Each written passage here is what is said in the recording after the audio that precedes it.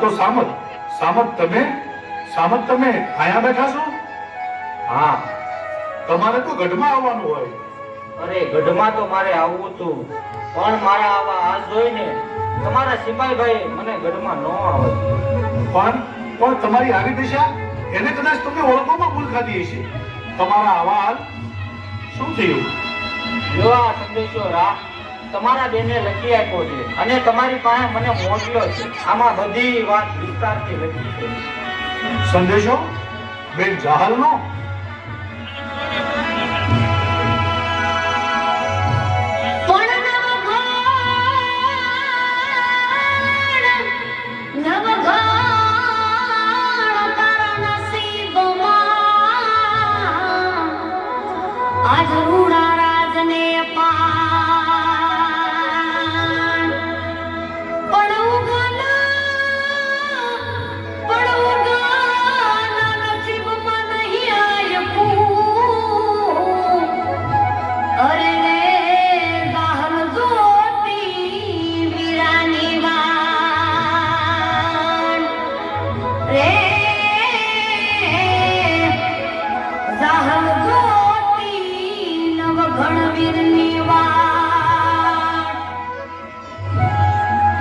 બેન જાહલ મારી વાત જુએ છે. સામત તમે ગઢમાં પધારો, હું મારી બેન જાહલનો સંદેશો વાંચી દઉં.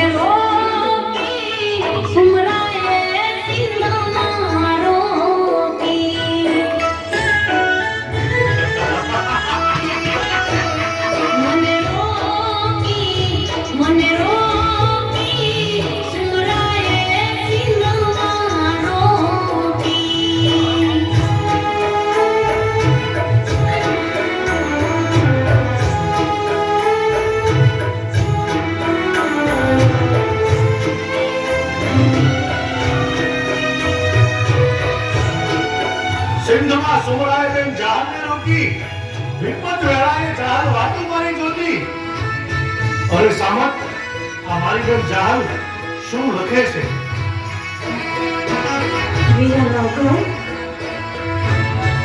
મારા મનવામાં જોતું મેળાએ મને કોલ આપેલું. હા. કે માગીને બેની જાહલ, મારા શરીરની ચામડીની મોજડી બનાવીને તારા પગમાં પહેરાવું ને બેની જાહલ. તોય તારા બાપુ તેવા ગોડલના રોહમાંથી હું મુક્ત થાવેલ નથી. હા. અને મેં કહેલું વીરા નામભાઈ કે મારું આ કાપડું તારી પાસે લેણું રહ્યું. સમય આવે ત્યારે હું માંગીશ. જે કાપડું હું આજ માંગુ છું વીરા નામભાઈ. નો ઘરના ખોળિયામાં પ્રાણ હોય અને બેન જાહલને આપેલું વચન ભૂલી જાય એવો હુલ તો ક્યારેય ન ઉગે. માંગો બેની બા, શું માંગો છો?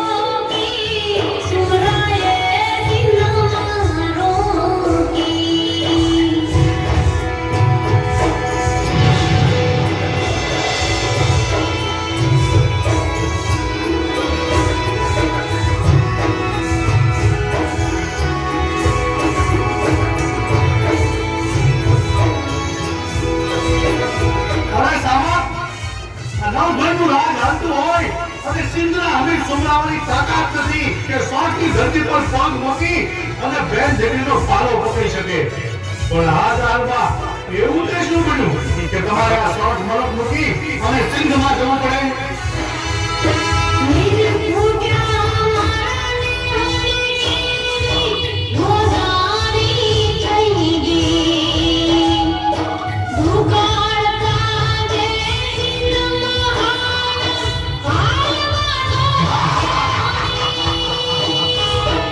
દુકાળ ગાળવા સિંધ મલકમાં ગયા છો. બેનીબા, તમારા ભાઈ નવઘરને યાદ ન કર્યો બેનીબા?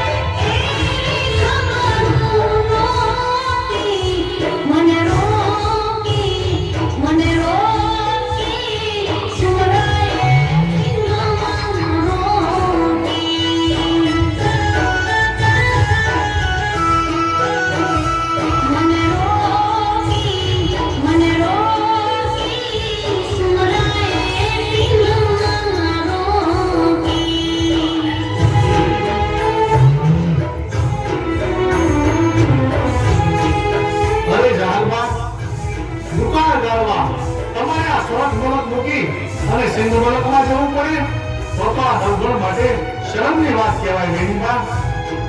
જ્યારે આ રાણા પરિવારમાં દુકાળ પડ્યો ને ત્યારે તમારા મા બાપે લીલા માતાના ખાતર વાવ્યા હતા, જેના કારણે આ નવઘણ જીવે છે. અને હું જો તમારો દુકાળમાં પાર પાડી શકું તો આ નવઘણના રાજપાટ છે આ ગામના જાનવા. તમે મને જાન ન કરી અને સિંધ મલકમાં ગયા. તમે ભારે કરી જાનવા, તમે મને જાન ના કરી. નવઘણ, આજે હું આ સંદેશો તને એટલા માટે લખું છું કે આજે મારો ભાઈ ઊંઘો જીવતો નથી, પણ જ્યારે એ જીવતો હતો ને ત્યારે રાતના સિપાહીઓ તને મારા ઘેર લેવા આવ્યા હતા. સાથે મારા બાપુએ સંદેશો મોકલ્યો હતો કે આ નાની રાહ રાખીને વાત કરજો. અને નવઘણ, તારી જગ્યાએ મરવા માટે મારી માએ મારા ભાઈ ઉગાને તૈયાર કર્યો હતો. તેથી મારી માને લડતી જોઈ મારો નાનો ભાઈ પોઠણ જવો, પણ મરદનો દીકરો હો.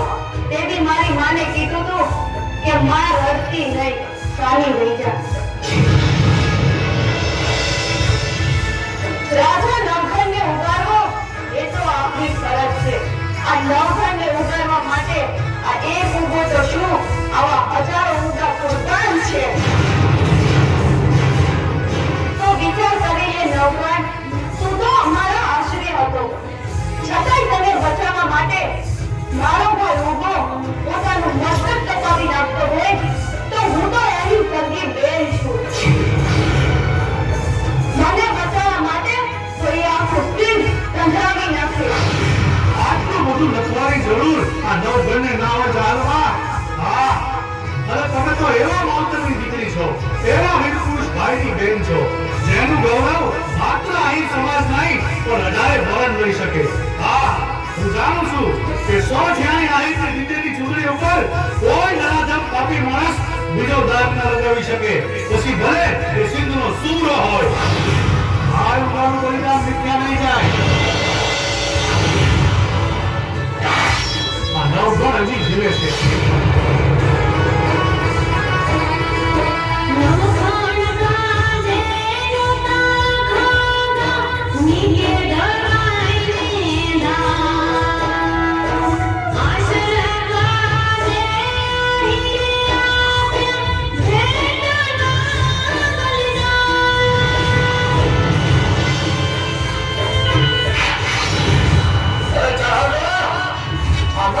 રૂપમાં ભાઈ ઉભો છે હો.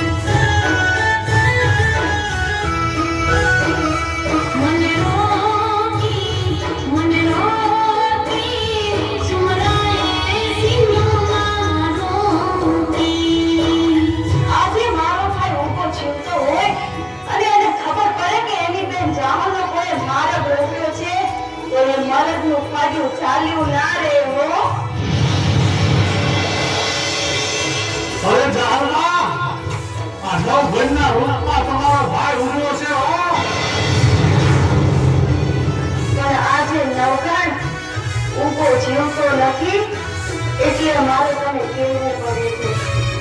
હું જાણું છું હાલમાં કે તમે સિંધની ધરતીમાં એકલા હાથે હજારો મુસીબતોનો સામનો કરી પોતાની પવિત્રતાનું રક્ષણ કરી રહ્યા છો અને આવા સમયમાં તમને ભાઈ ઉભો સાંભળ્યો પણ ખરો પણ જોજો હાલમાં સિંધનો સૂરો આવીને તમારો પાલો પકડે એ પહેલા આવીને તમારી સામે ઉભો રહી જાઓ તો માનજો કે ન ભરતા રૂપમાં ઉભો આવ્યો પણ તું એમ ના માનતો કે હું તારી પાસે મારી આબરૂની ભીખ માંગુ છું.